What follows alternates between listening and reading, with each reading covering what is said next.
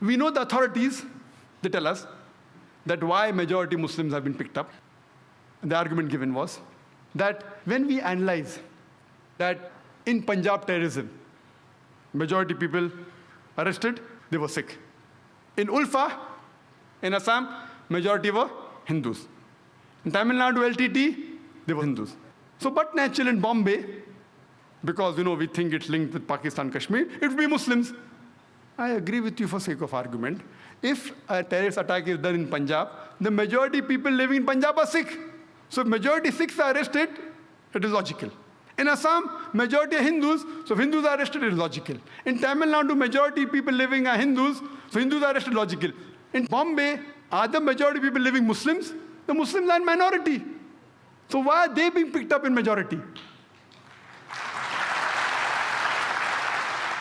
If you think it's an act of Kashmir militant, if you have got records, we have got no doubt with that. But do you mean to say the LTT can't come to Bombay? Do you mean to say Ulfa can't come to Bombay? Do you mean to say 6 terrorists can't come to Bombay? You cannot say 100% this act have been Muslim. You can say high possibilities, and if you show proof, we are with you. What we are trying to tell you, that identify the people who are responsible, catch them and punish them. But not thousands of people, innocent Muslims being rounded up. We know there are several records. Just a couple of months back, according to the ATS of Maharashtra, 16 members were arrested from a hardcore Hindu organization. They were involved in 3 bomb blasts in mosques. Mahmudi Mosque in Parbani, one of the mosques in Jalna, one in Pune, 3. And recently on 6th of April, in one place, by mistake, a bomb detonates, by mistake. While they were making a bomb, it exploded. It killed 4 people and 11 were injured. When inquiries were made, many people belong to the same hardcore Hindu organization. And they found there that the plan was that to attack the mosque in the guise of Sikh. This took place in Nanded.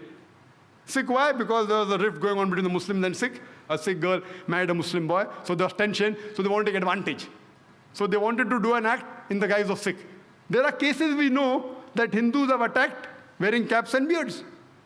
So you can't say 100% Muslims are involved. Maybe high possibilities, I'm not saying no. Recently, a few days back, on Friday, 8th of September, 4 bomb blasts took place in Malegaon.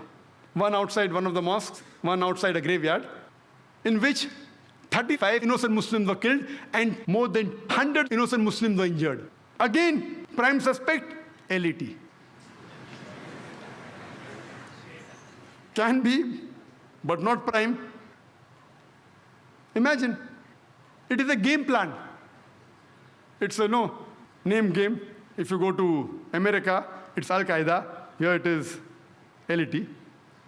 According to an article that came in the DNA on the 6th of September, a person by the name of Joseph, he writes that the foreign experts, they tell that if you involve yourself too much in the blame game, you lose focus and the main culprits are never caught.